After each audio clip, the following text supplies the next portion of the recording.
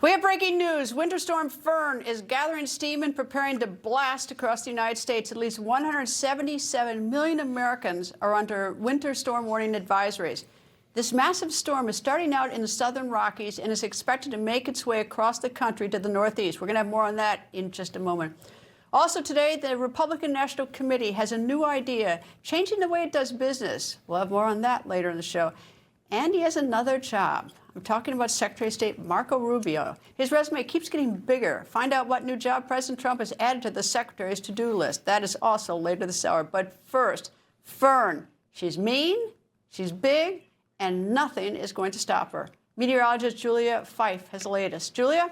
Hey, Greta. Yes, we have a major storm system that's going to be moving through the eastern and southern portions of the United States. Now, here's a live look at our radar right now. Starting to see more activity as we head into the afternoon and evening. We've got some showers and thunderstorms moving through North Texas, and you can start to see some of that purple and pink color. Well, that's where that Arctic air and that Gulf moisture are finally starting to meet. Starting to see some snow, even some wintry mix develop again in that northern portion of Texas. And current temperatures, very chilly out there, especially up in Fargo, currently at negative 13 degrees, negative 5 right now in Chicago, 14 degrees in Columbus, 24 in Tulsa, 14 is that current temperature in Denver. And you can see that blue contour line, that's that cold Arctic air mass that's just going to continue to sink southward. And again, that's going to be colliding with that Gulf moisture, and that creates the perfect ingredients for all the snow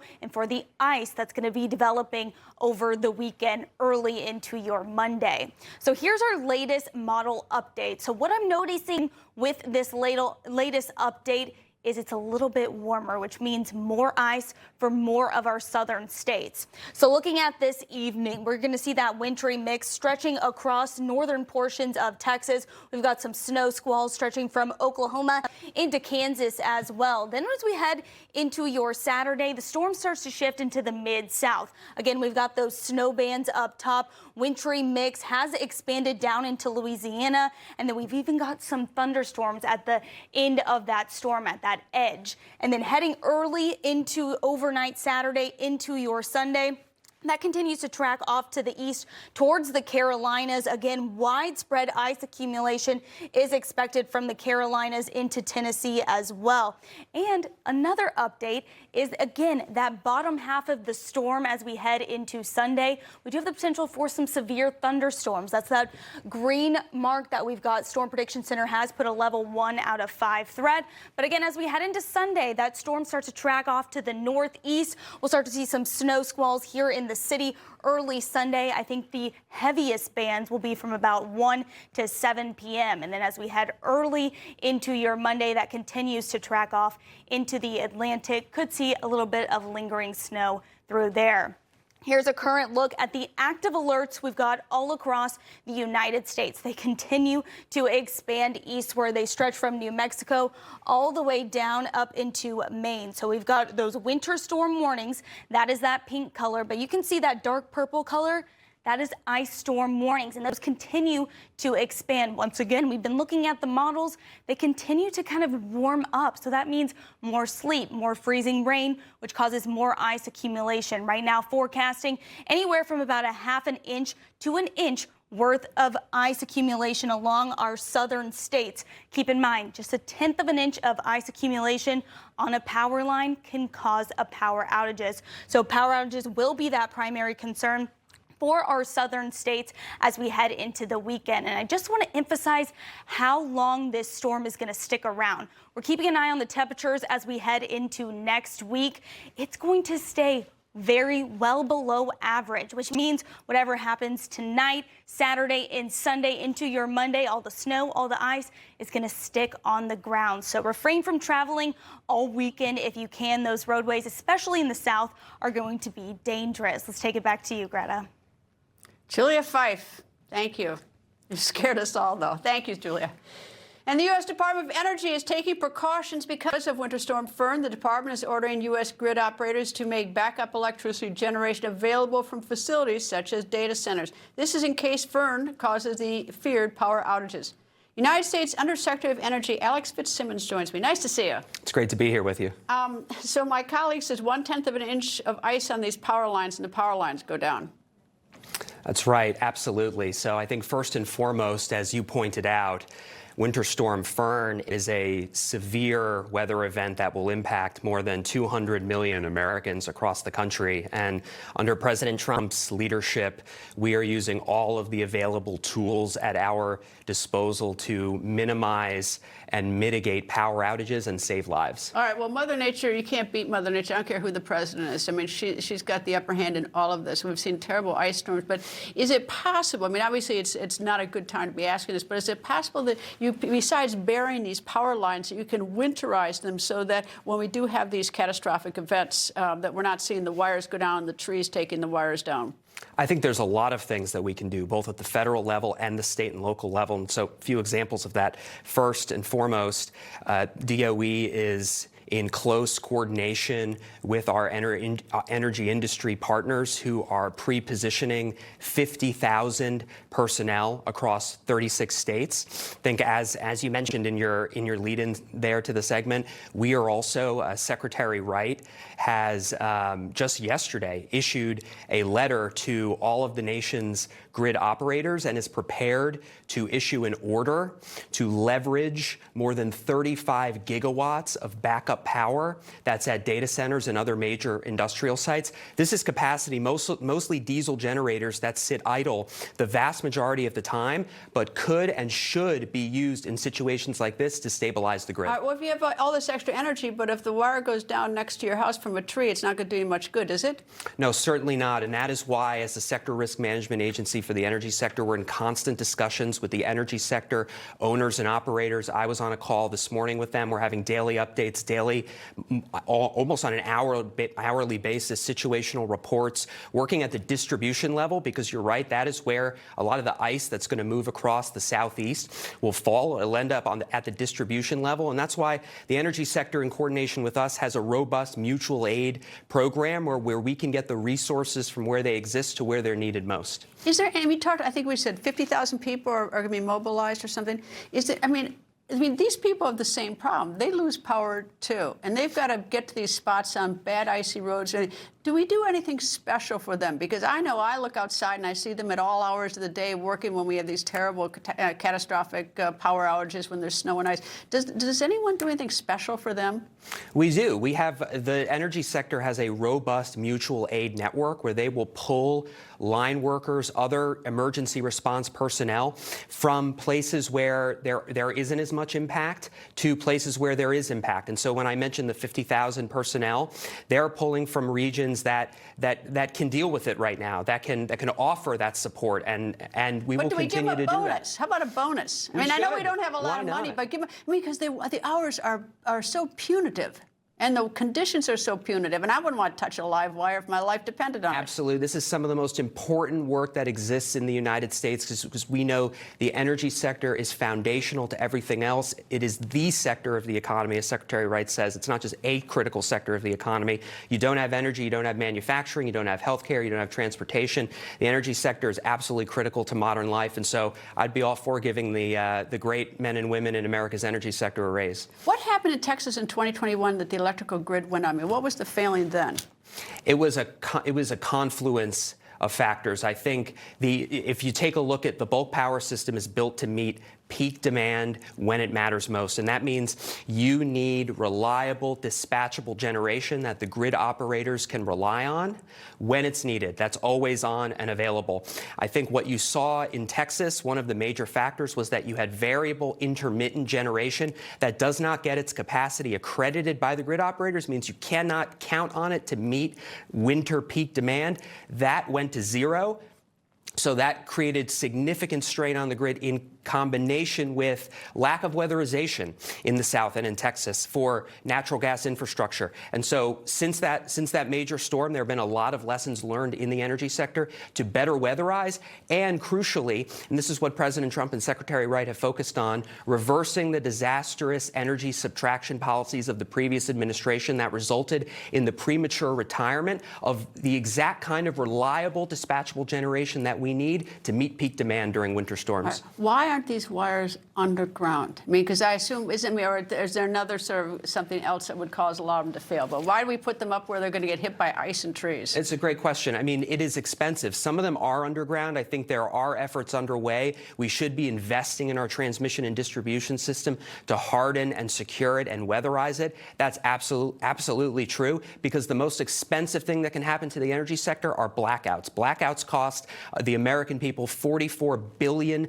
a year. That's why we need to invest in the most affordable, reliable, and secure energy system that we can. When we have a massive power outage, I assume that it's prioritized that the hospitals get power before something. I mean, do we prioritize it? I'm on a dead end, so I'm cooked always because I'm not near a hospital. I'm not near a police station. Absolutely. There's robust operational plans that the energy sector is putting into action right now, that they work in close coordination with us and our interagency partners. We absolutely prioritize public health and safety. So who gets it first? Who gets power first? How's it prioritized? Well, as I mentioned, we prioritize public health and safety, national security assets, so hospitals are huge on the list. Also telecom and all of the supporting infrastructure, transportation, everything that's needed to have a robust response and recovery effort. That's where you want to focus the resources. All right. My colleague says we're really going to get hit, Julia Fife. I mean, we're looking at that map. Do you have any information that can make me feel better that we're not really going to get hit and that maybe we're all just being hysterical?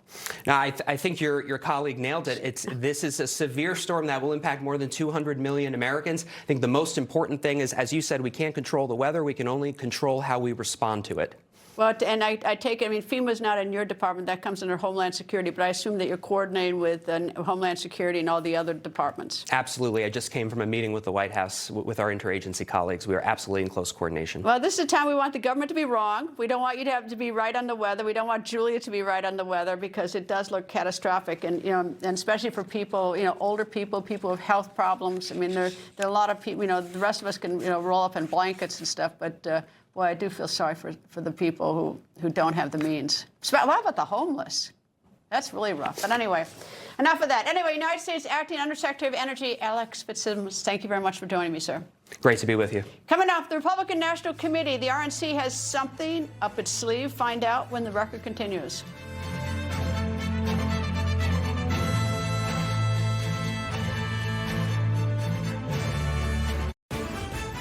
Whenever news breaks. A lot of destruction there. It was really the front lines in the battle. And wherever it happened. Spanish humanitarian corridors opened up this morning. We're trying to go rescue a 96-year-old lady that doesn't have anybody to take care of her. They're using ingenuity. They refuse to give up. It's incoming fire. Come on. Yeah, let's get down here. Newsmax is there for you.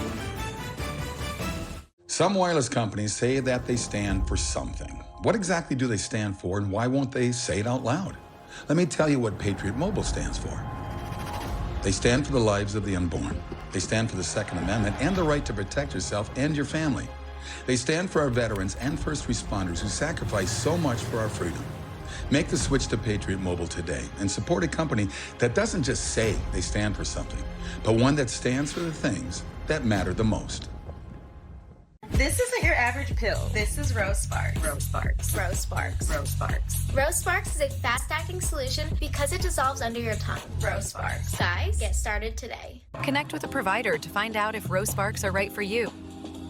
Are you ready to make your dream kitchen a reality? With high-quality cabinets, accents, and accessories designed for all styles and all budgets, Cabinets to Go is the place to go. Get the craftsmanship, styles, and features you want at a price you can't find anywhere else. And right now, you can get it all at 0% for 48 months. We'll even help you imagine it before installation with a free 3D design. Visit us at any one of our beautiful showrooms nationwide to get started today. Cabinets to Go, designed to wow. Don't kibble your dog. Hey, Dr. Marty. Hey, back. What's wrong with this? Let's check it out. It's still kibble, which means they're ultra-processed. At Dr. Marty, we freeze-dried premium meats, fruits, and vegetables, and they're gonna love it.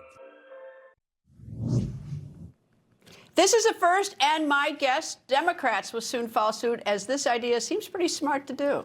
The Republican National Committee, the RNC, is planning to hold its first ever midterm political convention. National conventions always take place during presidential election years, but last week the RNC Rules Committee approved a change that allows its chairman, Joe Gruters, to call a special convention outside the presidential election year. This new event will be like a rally and will celebrate what Republicans and President Trump have accomplished since the beginning of Trump's second term. The purpose is to get voters excited and to help Republicans protect their narrow majorities in the House and the Senate during the 2026 midterm elections. And there's news about Secretary of State Marco Rubio. As you know, he's become a meme sensation, with all the memes going viral. With the news that Rubio has taken on another new job in the administration of trying to land the World Expo in Miami, this meme hit the internet. But that's not all. With a winter storm coming, who better than the weatherman Rubio to deliver the news, right? And finally, Secretary Rubio has discovered that he will be Vice President J.D. Vance's and his wife's new nanny. I guess we don't have that picture. Anyway, it's a great meme. Former Special Assistant to President Biden and former Press Secretary to the First Lady Michael LaRosa joins me. Nice to see you. Nice to see you. Matt's missing. He's MIA. Yes, Matt he is. My buddy. All right, lucky you. We can talk about him. We can talk. All right. This idea that the RNC has is a pretty good one, I think. I think it depends. What do you mean depends? Well, they're nationalizing a midterm election, which is not about. Midterms are not between one candidate's strengths and another candidate's weakness at the national level. It's about who represents your district better, and that changes depending on what district you live in. Because voters are usually very motivated in midterms, but that's because they're answering the question, yes or no. Do I like what's going on? Or do I not like, or do I want to change it up? And usually it's the ones that are angry with how everything is going, with the people in power, who show up because they want to make a change. I give them credit because they're nationalizing it, and they're saying, Trump is saying, judge me, like daring voters to judge his record and apply it to everyone. Oh, see, I think a little. I mean, I don't know what they're going to do, but they'll pick a state that's in play. And turnout is so critical, with like one or two voters, almost seems like it could throw an election either way in the midterms. So they'll make it one giant big party celebration. And of course, they're going to spend their whole time criticizing the Democrats. Mm-hmm. Yeah. I mean, their job is, and we did this in 2022 during the Biden midterms. It was supposed to be a red wave. And the red wave never materialized. And our goal was to make sure that our voters knew you might not be thrilled with us right now, but we're better than those guys. Those guys are scary. So we went after those candidates, made it about candidate quality in some of those races. But you know what? Here's another little secret about TV. Okay, let's say in the dead of summer, nothing's going on, and the Republicans throw their convention. Guess what we in the media will be talking about every single day? Like if it's a 4-day event, I don't know what it is. We'll be talking about it the whole time. It's like free ads for the Republican Party. If the Democrats don't do the same, they're losing out. I have no idea if they're going to do it. I haven't heard. Don't you think they should? If they have to compete against that, yes, they should, because you're right. You're going to remind voters how important the election is by making it an event, and it's not. We don't usually do that in midterms. Yeah, you know what I think like a lawyer, like what would I do to hit the other side? And what I would say if I were the Republican is say, why? If I was standing on the stage at the convention, say the Democrats aren't doing this summer. Well, there's a reason why. They got nothing to talk about. Well, here's the problem. What? We have factions right now. We're a little bit fractious. We have a Mondani wing, we have incumbents, and we have challengers from the same party who are from different ends of the spectrum. And for us, I don't know if nationalizing our party like that is best in a midterm, because we want things focused. What works in Allentown will not work in New York City. And we have to be very careful about how we nationalize and tag the whole every challenger or every incumbent with the party, because some of them want to run away from the party. Yeah, actually that makes sense. All right, talking about your party, let's go to 2028. Sort of interesting. I'm sort of look ahead. Senator Mark Kelly, senator from Arizona, is hinting that he might run. Mm-hmm.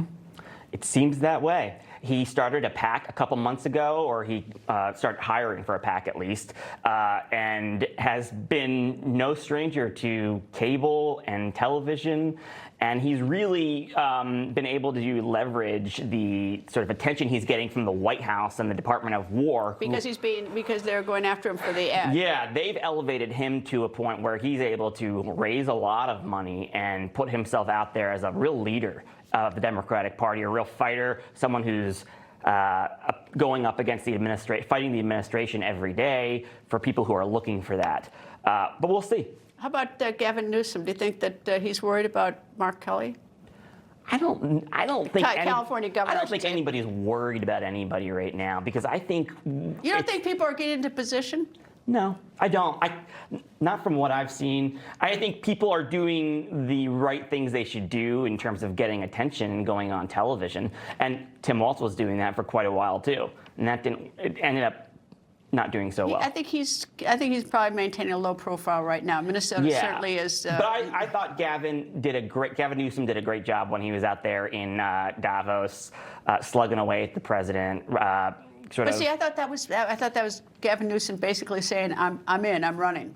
The fact that he went to Davos. Yeah, at least he's honest about it and is saying, "Yeah, I'm thinking about it." Good. I'd rather them all be honest about it than kind of be coy and pretend like we don't see what we're seeing. Vice President Kamala Harris, is she finished, do you think, within the party? Or is she going to run? Do you have any sort of thoughts on?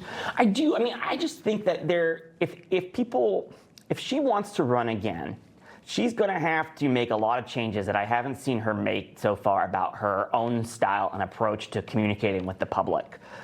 She does not lend herself to a style of politics and communication that voters kind of demand and expect from politicians now. Authenticity is required.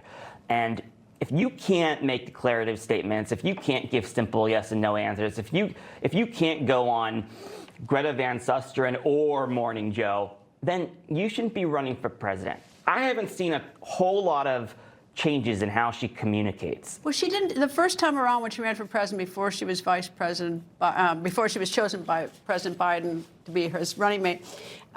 She didn't even make it to Iowa. Her own party didn't want her.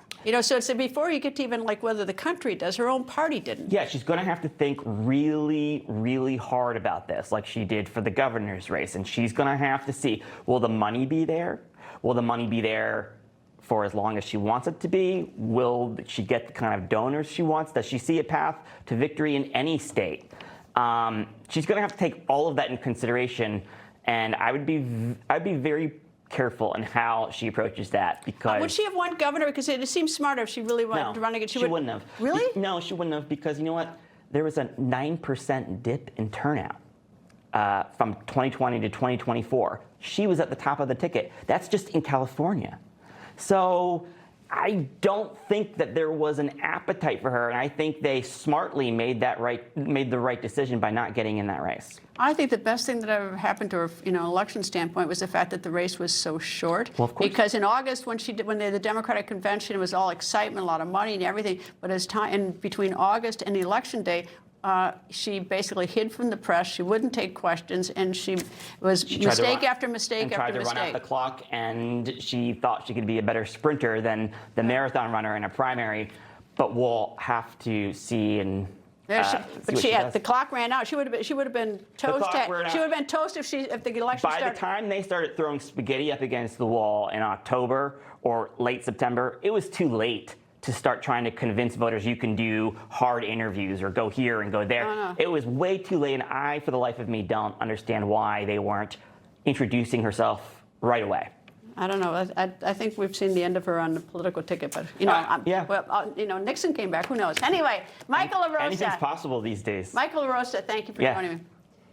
And today, thousands of pro-life activists were here in Washington for the annual March for Life rally. The event commemorates the anniversary of the Supreme Court's 1973 decision in Roe v. Wade. The High Court held in that case that state criminal abortion laws violate the Due Process Clause of the 14th Amendment and protects a right to privacy that includes a woman's decision to terminate her pregnancy. Among the speakers were Vice President J.D. Vance and Speaker of the House Mike Johnson. One of the things I most wanted in the United States of America was more families and more babies. So let the record show you have a vice president who practices what he preaches.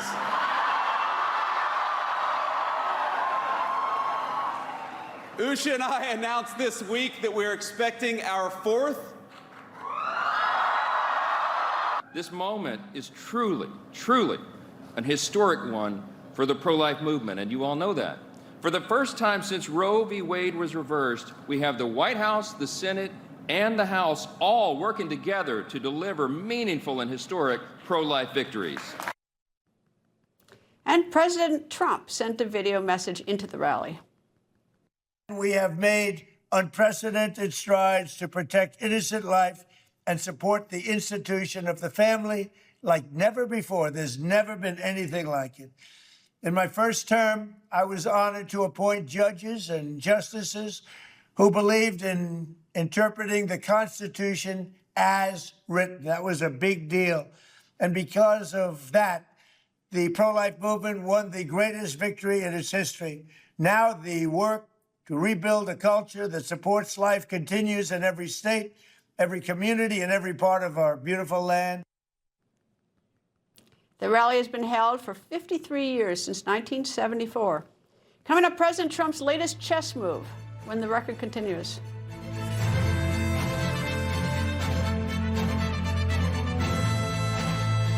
If you don't change that, I'm going to Mrs. Reagan and I'm resigning. The Reagans, the Bushes, and the Clintons. White House usher Chris Emery saw it all. Discover the secret lives of the first families. Watch White House Usher, the inside story. The poverty is unimaginable. There are people who are struggling. This is where she washes the dishes. If you're ever going to allow your Christian faith to rise and to do something for God's chosen people, now is the time. This is the home of Galena. She's 96 years old. This is what she had to eat for today. She has one pot with water and wheat. My father was killed by the Nazis, and I was an orphan. I didn't know about God. But now, in the cold, hungry nights, I pray for food to the God I've never known. There are good people that love you. You see the tears. Scripture says joy can come in the morning, and you can be the reason. If you will bless these hurting children of Israel, you will receive God's blessing in return. Your urgent gift today of $25 will help rush a survival food box filled with life-saving essentials. If you call right now, your gift's impact will be doubled to help save lives. Call, scan, or go online now. I'm not exaggerating when I tell you, I don't know how much longer she could have waited for us to come. I can't even grow my food anymore. What will happen to me? I'm doomed to starve. Tens of thousands of elderly Holocaust survivors in the former Soviet Union are living in extreme poverty, hungry, and forgotten. But through the International Fellowship of Christians and Jews, we can bring them hope. Eggs. It's my favorite food. May you be blessed. You say to them, we see you and we're here to help. If you call right now, your gift's impact will be doubled to help save lives. Did you know about 1 in 3 people with plaque psoriasis may also develop psoriatic arthritis? With fewer symptoms from moderate to severe plaque psoriasis, where would you go? Imagine being a million miles away. With Tremfya, clearer skin is possible. And for adults with active psoriatic arthritis, Tremfya goes beyond the skin. Less joint pain, stiffness, and swelling is possible. And Tremfya even reduced fatigue. Serious allergic reactions and increased risk of infections and liver problems may occur. Before treatment, your doctor should check you for infections and TB. Tell your doctor if you have an infection, flu-like symptoms, or if you need a vaccine. Imagine being a million miles away. Ask your doctor about Tremfya. Precise designs, subtle curves, curated upgrades, elevated design for thoughtful living. Thuma. 2 weeks ago, Iran went dark. The Ayatollah shut down phone lines and the internet. This is in the midst of the repressive regime slaughtering its citizens. So now it's an absolute mystery. What's going on there? It could be very grim, even worse than we've already known. Middle East correspondent Zach Anders joins me from the region. Zach? Well, Greta, the U.S. issuing new sanctions on Iranian oil today while the United Nations urges the regime to halt the killings. But the protesters, they appear to now largely avoid confrontation with security forces, and for good reason. We've been the sources we have in Tehran describe the situation on the streets as full-scale martial law. No one is going out at night, that it is completely locked down, and that people are still being gunned down for violating what is a de facto curfew, although we haven't been able to figure out if that was really ordered from the top down, but people are just not going out on the streets at night. Now, an untold number of massacres played out across the country that last week, and the internet, as you mentioned, still a complete blackout. The information that we are getting coming from us via Starlink, those satellite dishes essentially, and regime-run television, which we were watching intensely this week. The Iranian leaders, surprisingly, they did admit to the number of those killed in these protests tops 5,000. In the past, Iran has underplayed these numbers, and so that true figure is likely far higher. We just have no way of knowing for sure. Iran, nonetheless, this week, spending all that time at the podium blaming the United States for all of these casualties and threatening full-scale war with America. Now, sharp rhetoric has been met with a U.S. response. This week has seen a heavy lift of hardware moving into the region, including additional air defense systems and 2 carrier strike groups moving in from the Atlantic and the South Pacific. Both are likely a day or two away. We can't say for certain, but they are very close now. And here's the president on Air Force One. You know, we have a lot of ships going that direction, just in case. We have a big flotilla going in that direction. And we'll see what happens. We have a big force going toward Iran. I'd rather not see anything happen, but we're watching them very closely.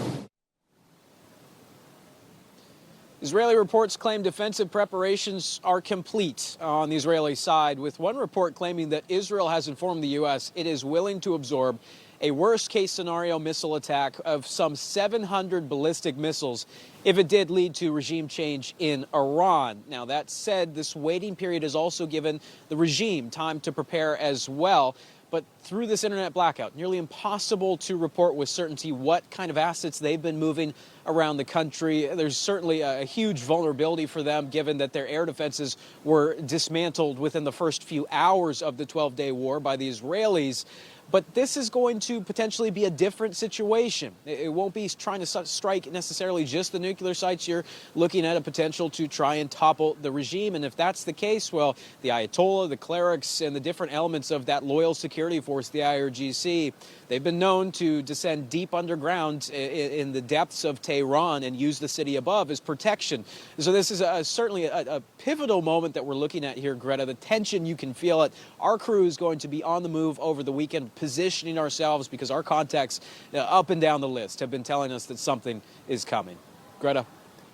Zach, here's what I don't understand. The president said his red line was the killing. Then Iran stops the killing.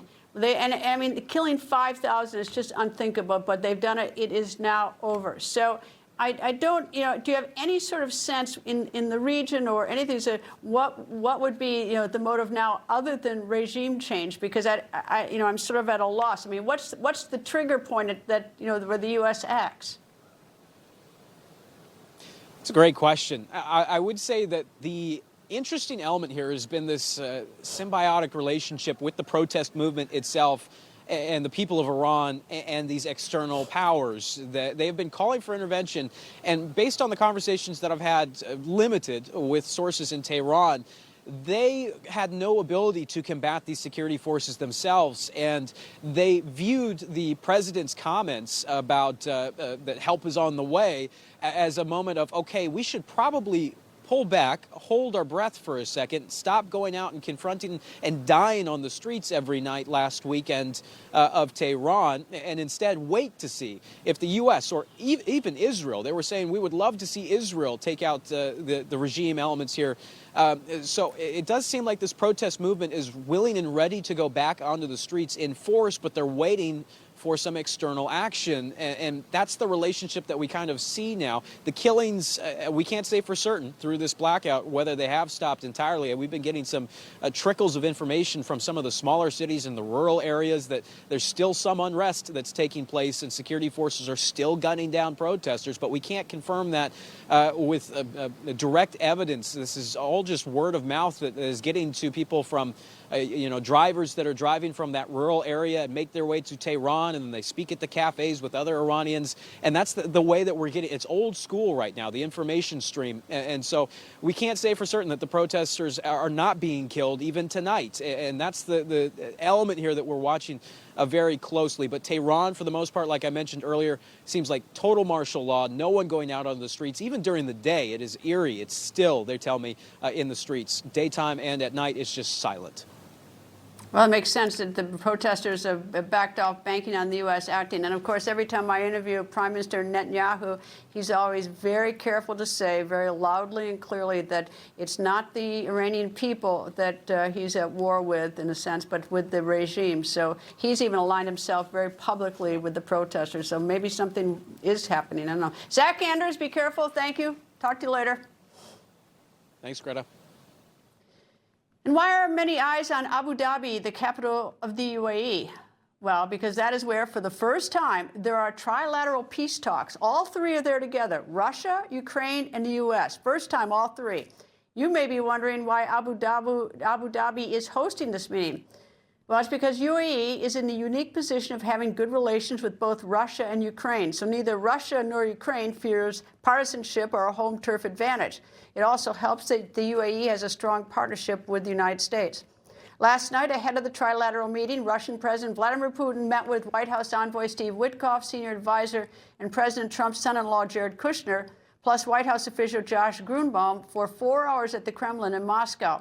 Also yesterday, President Trump met with Ukrainian President Volodymyr Zelensky at the World Economic Forum in Davos, Switzerland. And last night, on his way back home, President Trump expressed optimism for the prospects of peace. You know, what's happened here is there were times when Putin didn't want to make a deal, times when Zelensky didn't want to make a deal, and it was like opposite times. Now I think they both want to make a deal, but we'll find out. Did something change that makes you think that Putin and Zelensky now are serious about it? I'm not getting predictions. There are no changes. I think that President Putin would like to make a deal. I think that President Zelensky would like to make a deal. One of the sticking points of a deal, and this is big, is the territory in Ukraine's east. Today, the Kremlin said that Ukraine would need to leave that area for any deal to end the war, and Ukraine refuses to give up any territory. Coming up, President Trump is a new legal target. Who's in his crosshairs this time? That one, the record continues. Newsmax. Shoots it straight. No talking down to me. Don't tell me how to think. Don't tell me how to think. Don't tell me how to think. I trust Newsmax. Newsmax. They don't tell me how to think. They let me decide. Real news for real people. Hi, I'm Ben Cozy. Isn't traveling a pain in the neck? You're cramped, uncomfortable, and forget about getting any rest. There's nothing cozy about airplane seats or hard plastic benches, and those so-called travel pillows, they just don't cut it. You don't need another travel pillow. You need Be Cozy, the world's most comfortable neck pillow. Trapped in the middle seat? Wrap Be Cozy around your neck to stop chin drop, bobblehead napping. Smashed up against the window? Fold Be Cozy over and tuck it onto your shoulder for super side support. Frequent flyer miles got you sitting aisle? Turn Be Cozy to the side for the perfect pillow position. Everyone wants to be cozy, so get the world's most comfortable travel neck pillow and be cozy just like me, Ben Cozy. You get to be cozy. Everyone gets a Be Cozy. Only Be Cozy has patented overlapping arms so you get double support and the comfort you need in any seat on any trip. Go online right now and get this exclusive TV offer. Buy one Be Cozy, get one 50% off. Get yours now. Joining us is Dr. Drew from the Wellness Company with advice for dealing with seasonal colds and flu. Doctor? Cold and flu season is here, and every year you or a loved one gets sick. Your doctor can't see you. Waiting in a crowded urgent care is brutal. This is a particularly bad cold and flu season, and it's why doctors suggest every family needs an emergency medical kit. Your medical emergency kit is filled with essential prescriptions. It includes antibiotics like generic Z-Pak to get well faster, amoxicillin for pneumonia, strep throat, ear infections, plus prescriptions for nausea and UTIs, and even ivermectin. It's easy. Just match your symptoms to the prescription in your guidebook or call the telemedicine doctor standing by.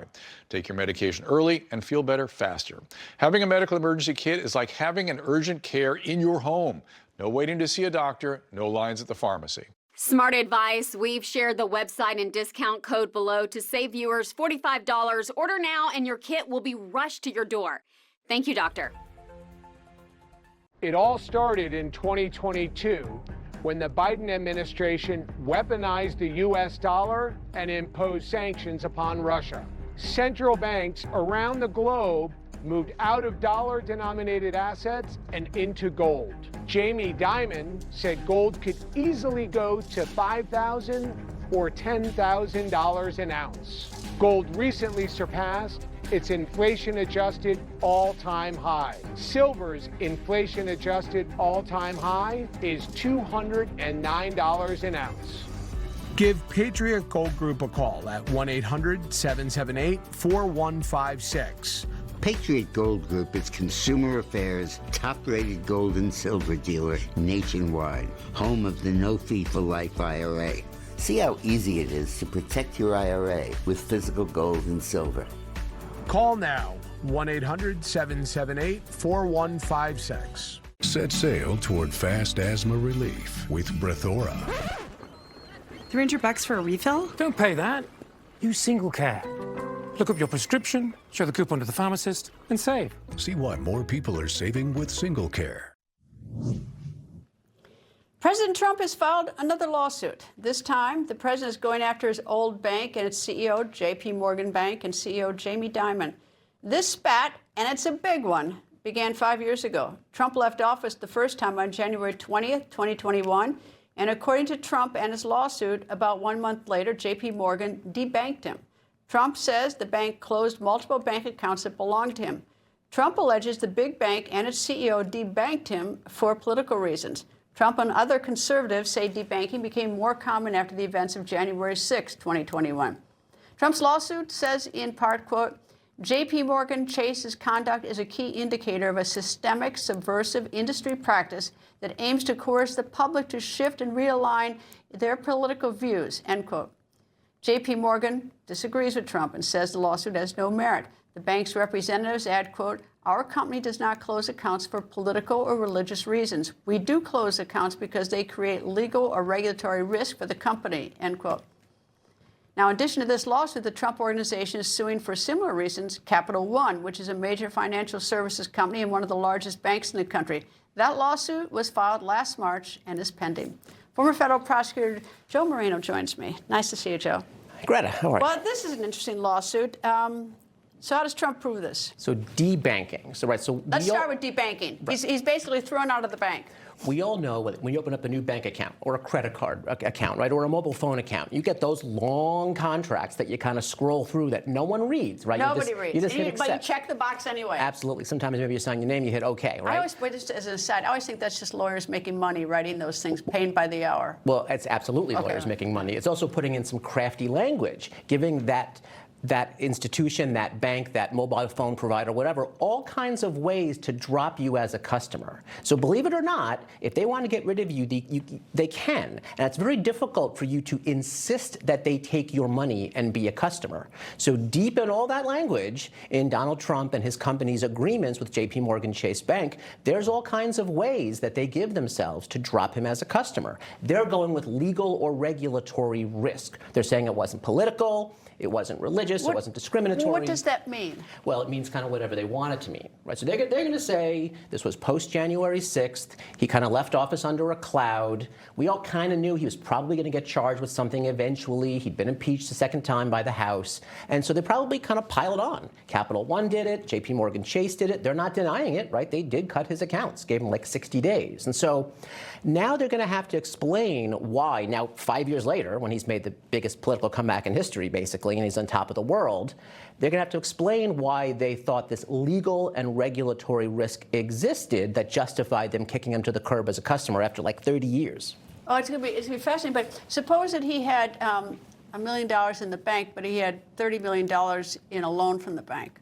Are they going to debank him at that point? Well, I mean, it's probably kind of. I wouldn't debank him if he owed me $30 million in a loan for a building. I guess, you know what? Depends on the interest rate, right? If they feel like they can kick him out because his interest rate was too low and they can get a higher rate from somebody else, then I guess, sure, they could do that. But, they'll do whatever is advantageous to them. And this lawsuit, it's going to be an uphill battle because, again, the advantage is going to go to who drafted the contract, and it's going to be the bank, right? But it does shine. No, it's going to be read against them because they drafted it, I thought. Well, but they're going to have all kinds of like goodies in there that's giving them all kinds of rights to say why they can drop a customer. And they're going to point to this and that and the other, and they're going to say, again, it wasn't political.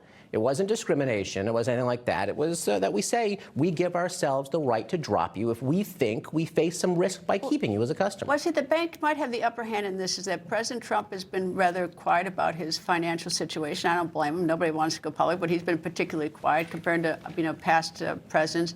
He's going to have to sit for a deposition, so is Eric, his son, and explain all the inner workings of the companies, why they aren't at risk, where money's going, where money's not going. It's not. I mean, this is not exactly, and the bank's not just going to roll over and hand him the money. They're not going to hand him $5 billion, but they'll hand him something. They don't want to go through this any more than he does. So there'll be a settlement. It's not going to be $5 billion. They're going to want this to go away.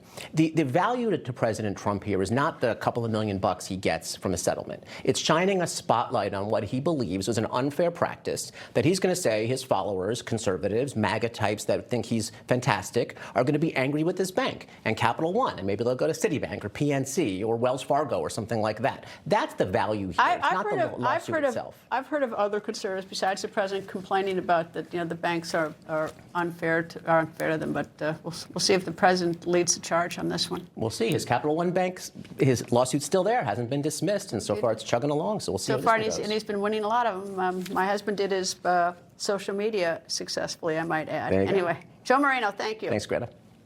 Coming up, New York City Mayor Zohran Mamdani is making a promise to New Yorkers, and I have a feeling some might not like this one. That when the record continues. Prices keep climbing. Groceries, gas, everything. I know, even with a new administration, fixing policies, keeping the economy in line will take time. I'm so glad we signed up for Noble Gold Investments Value Lock program. We tied our savings to gold. It's an asset that keeps pace with inflation. When prices go up, so does gold. So when we need our cash, the value's still there. Secure your savings with Noble Gold's Value Lock. Call 877-646-5347 or visit noblegoldinvestments.com. I'm David Wright, former New York Mets third baseman, and I support the Tunnel to Towers Foundation. I've seen firsthand the great work they do helping our firefighters, our police, and our soldiers and their families. T2T is asking for your support for these brave men and women. Just $11 a month will go a long way and make a big difference. Go to T2T.org to find out more. Let's go Mets, and let's do good together.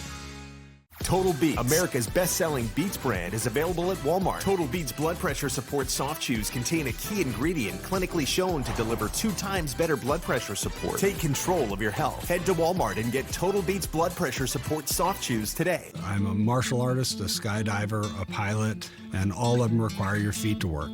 Get up in the morning, and it felt like I was standing on marbles on my heel. When I went into the Good Feet store, the fitting was personalized. It was all about me. You put in the arch supports and your day becomes better and the sun shines, the unicorns run by, and it's a good life. I'm Randy, and that's my Good Feet story. See for yourself with a free personalized arch support fitting at the Good Feet store. When Betty and George turned 50, they figured out that switching 2 unlimited lines from big wireless to consumer cellular could save people up to $600 a year. So they made the switch and started splurging on date night. And it became their favorite night. No, don't you dare. It's an acquired taste. If you're over 50, get 2 unlimited lines for $30 each. And right now, get your second month free. Call Consumer Cellular. Nobody knows Corvettes like McMulkin Chevrolet, the world's largest Corvette dealer for 5 consecutive years. Set apart by its name alone, Corvette delivers a legacy of American craftsmanship, and a vehicle that sets the bar for performance cars deserves a buying experience that beats it. With hundreds of Corvettes in stock and ready for immediate delivery nationwide, it's no wonder Corvette enthusiasts from across the USA keep coming back to McMulkin Chevrolet. This isn't your average pill. This is Rose Sparks. Rose Sparks. Rose Sparks. Rose Sparks. Rose Sparks is a fast-acting solution because it dissolves under your tongue. Rose Sparks. Guys, get started today. Connect with a provider to find out if Rose Sparks are right for you. Here comes Fern. Yep, that's the name of the new winter storm, Fern. And she's brewing in the southern Rockies. She doesn't plan to stay there. She's preparing to make her way across the United States. Right now, at least 177 million or more Americans are under winter storm warning advisories. Correspondent Christina Thompson is in New York City with the latest. Christina. Greta, you're right. Unfortunately, she will not stay there. She'll make her way over more than half of the United States. So many of you watching at home will likely be impacted by this storm. I was able to speak with some people in New York today who are prepping for it. How are you prepping for the winter storm? Well, I'm looking for another heater. I have a room that's a little too cold. I ordered a snowblower in Amazon. It will come hopefully next week. But the snow is coming Sunday. Are you worried? It means I have to put my elbow grease in and shovel it with a regular shovel. I'm going to Whole Foods today, Italy today, packing up and bringing everything out to the Hamptons tomorrow. Are you worried about the roads being a little rough? No, because I'm going Saturday afternoon. Buying long underwear, things like that. Right, when you're outside, you don't want to get too cold. It can be dangerous. No, you got to get out and walk, and you got to be, active. So you got to stay warm. If you live between Oklahoma and Massachusetts, you'll see likely up to a foot of snow. Texas, the Carolinas, Virginia, you'll also see some mixed weather. New Jersey, Arkansas, Georgia, Texas, North Carolina, South Carolina, they're just some of the more than 12 states that ended up declaring a state of emergency. And in some cases, the National Guard will even be brought in. If you're traveling, please be careful in your car or on the roads. Officials are warning against it as conditions can change quite quickly.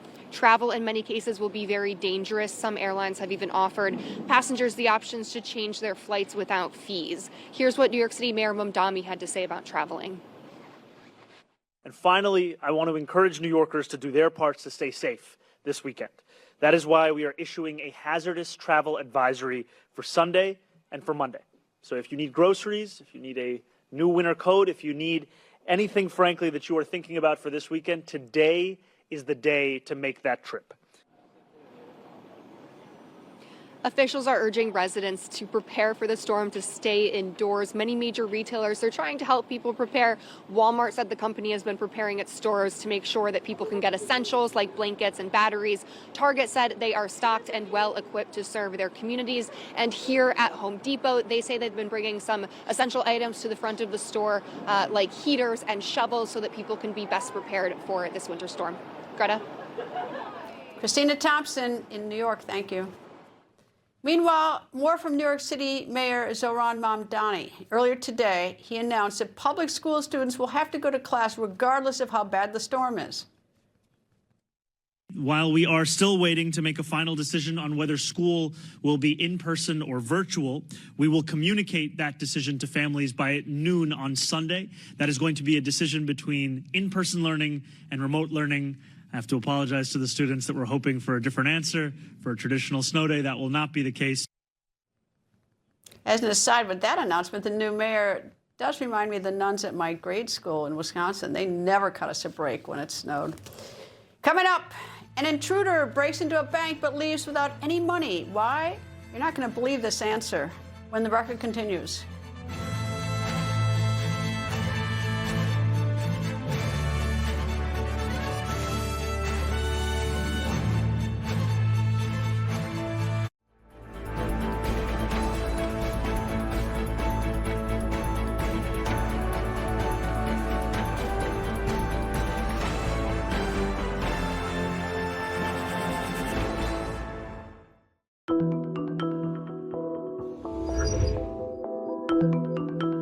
Drop is finally here. Drop delivers the weight loss benefits of GLP-1 injections in easy-to-use oral drops, no needles. That's right. The two big drawbacks with weight loss injections are high costs and weekly injections. Drop is flavorless and odorless, so you can just add it to water or your favorite beverage. Drop offers other advantages over injections too. With Drop, you can personalize your dosage based on your weight loss goals. And because you add Drop to any liquid, there's no concern about injection site infections, bruising, or dosage confusion. Drop is the easier, safer, cost-effective alternative to help you achieve your weight loss goals without the needles. Can't find it anywhere? The Wellness Company has it. No consultation needed. Simply order online and use promo code SLIM to save $100. Visit dropthepounds.com/slim. That's promo code SLIM at dropthepounds.com/slim. Not gonna happen. That's it. I'm calling Kohler about their walk-in bath. My name is Ken. How may I help you? Hi, I'm calling about Kohler's walk-in bath. Excellent. Happy to help. Huh? Hold one moment, please.